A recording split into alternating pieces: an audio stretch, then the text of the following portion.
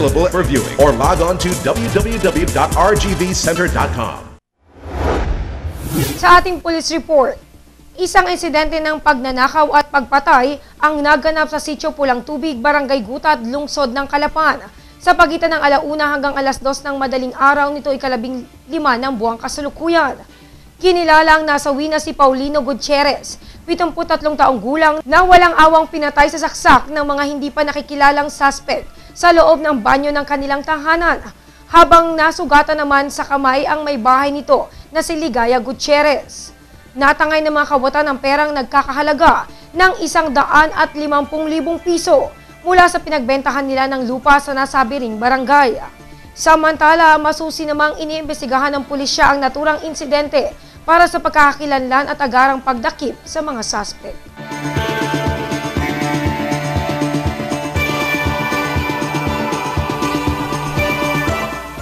Sa ibang balita, kasabay na nararanasang rotational brownout sa lalawigan, sanhi ng kakulangan ng supply ng kuryente. Ang malawakang pagkawala naman ng kuryente sa lungsod, bunsod naman ng kakulangan sa krudo ng Napocor na nagdulot ng malaking perwisyo sa mga member consumers nito. Narito ang report. Sa kabila ng nararanasang rotating brownout sa iba't ibang panig ng bansa sa ngayon, bunsod ng kakulangan ng supply sa kuryente. Matatandaan na tuwirang sinabi ni Oriental Mindoro Electric Cooperative General Manager Romeo Quasay na kabilang na ang lalawigan ng Silangang Mindoro sa apektado ng nabanggit na usapin. Subalit ilang mga member consumers ang nakaranas ng halos 24 oras na walang kuryente sa kanilang lugar na napakalaking perwisyo nila dahil sa hindi nila napaghandaan ang mga ganitong sitwasyon. Bilang isang consumer member ng kooperatiba, so meron po tayong karapatan na alamin kung ano yung ating mga dahilan para kung bakit hindi nila ma-deliver na maganda yung serbisyo ng kuryente. Nakakatawag po tayo sa opisina ng Ormeco at bilang pagtugon nila ay nasabi nila through telephone na kung bakit daw nagkakaroon ng power failure ay dahil sa wala daw pong crudo ang Napocor. Base po yan doon sa telephone number na nakalagay sa mga billing statement nila. At yan po naman ay mapapatunayan natin dahil ang ginamit natin pantawag dyan ay cellular phone. Makikita po yan sa billing statement ko. Ngayon, ang gusto ko pong malaman, kung gano'n lang po kasimple ang dahilan na crudo ang problema, siguro naman po napakadaling tugunan kung sa parte po ng pangasiwaan ng Ormeco. So kung yan po ay totoo, ay kinakalampag po natin yung pangasiwaan ng Ormeco na siguro po ay may mga contingency plan tayong ginagawa para po sa mga bagay na ganyan. At sa kasalukuyan po kasi tayo ay talagang namumuhay at umaasa sa kuryente. Napakalaking bahagi po ng epekto natin yan pagka nawala ang kuryente sa ating pang-araw-araw na pamumuhay.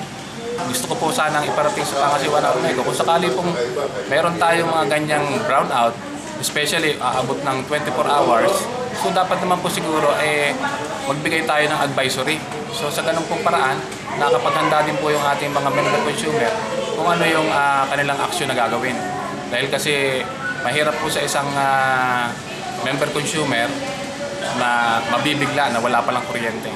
So siguro may kakulangan sila sa parte ng pangasiwaan na magbigay sila ng advisory na dati-dati naman ay ginagawa nila yan. Aniya pa, nakikita naman sa isang lugar ang mga pagbabago nito, tulad na lamang ng lungsod ng Calapan kung saan malaki na ang naging pag-unlad. Sa puntong ito, dapat na mas maagap ang naturang kooperatiba sa paglalatag ng iba't ibang mga paghahanda para dito. Sanhi na rin ang sinasabing ang rason o ang kadahilanan ng pagkawala ng matagal at malawakang brownout sa lungsod ay ang kakulangan sa krudo. Pinatotohanan naman ito ni Napocor Superintendent Oriental Mindoro Substation Max de los Reyes bilang silang nangangasiwa dito. Totoo yun, naubusan ng fuel. But it doesn't mean na wala kaming fuel allocation.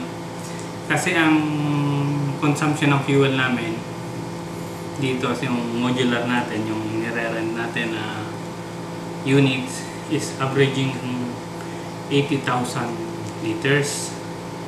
80,000 liters per day. Tulad ng pangkaraniwang krudo na ginagamit sa mga sasakyan o ang industrial diesel fuel, ang siyang ginagamit rin sa pagsusupply ng kuryente upang umandar ang makina.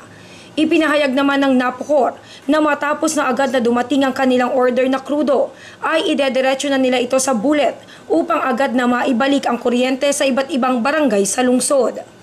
Samantala, personal naman tinungo ng Newsline team si General Manager Romeo Quasay ng Oriental Mindoro Electric Cooperative. Subalit hanggang sa mga oras na isinusulat ang balitang ito ay wala siya sa kanyang tanggapan. Ganun pa man, isang mensahe ang kanyang ipinarating mula kay Attorney Bobos na nakatakdang magpatawag ng press conference ang nabanggit na opisyal para na rin sa kanilang pahayag hinggil sa nabanggit na pangyayari. Sa kaugnay na balita, kasabay ng perwisyong dulot ng pagkawala ng kuryente sa lungsod ay ang paghina naman o kawalan ng supply ng tubig na malaking pabigat para sa mga kumukonsumo nito. Bunsod na rin ng naging malawakang brownout dito sa lungsod ng Calapan kahapon, ika-16 ng Hunyo, sanhi ng kakulangan sa industrial diesel fuel ng Napocor na siyang nagsusupply sa makina ng Agreco upang makapagsupply ng kuryente sa Ormeco. Maliban sa napakalaking perwisyo para sa mga member consumers nito, isa sa mga naapektuhan pa ng brownout ay ang pressure ng tubig kung saan nararanasan rin ang kawalan ng tubig sa ilang bahagi ng lungsod. Sa naging panayam ng Newsline team kay Winifredo Aksalan, Sales and Marketing Director ng Calapan Waterworks Corporation, aminado ang opisyal na sa kabila ng kanilang sariling generator set ay naapektuhan pa rin ng pagkawala ng kuryente ang supply ng tubig. Actually, naka-apekto rin yung pagkawala ng kuryente kasi gumagamit kami ng power sa aming mga sources ng tubig, ng wells namin. So, yun ang naka-apekto, humina ang daloy ng tubig. Doon kahit meron kaming genset, kaya lang yung genset namin, hindi naman pwedeng tumagal din ng 24 hours. Kaya yun ang naging epekto na humina ang ng tubig.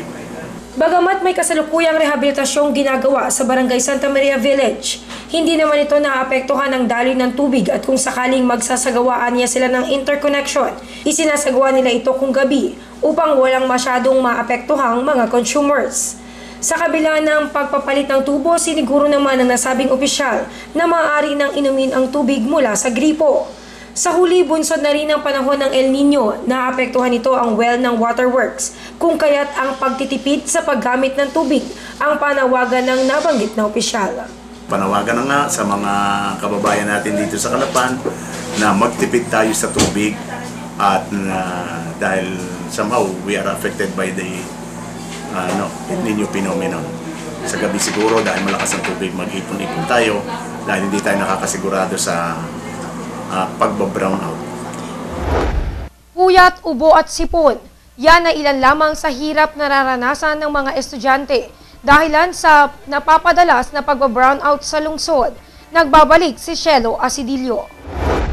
Maging ang mga batang nagsisipag-aral sa ilang paaralan sa lungsod ay apektado ng brownout o pagpatay-sindi ng kuryenteng nararanasan hindi lamang sa lungsod kundi na rin sa ilang pang parte ng lalawigan. Makikita ang ilang estudyante ay may dala ng mga pamaypay at ang ilan naman ay ang kanilang mga dalang kwaderno na ang ginagamit para maibsan ang init na nararanasan. Hindi na rin nga maiwasan ng ilang kabataang magtanggal na ng suot nilang polo shirt dahilan dito. Aminado naman ang mga guro na apektado ang concentration sa pag-aaral ng mga mag-aaral kapag ganito ang sitwasyon.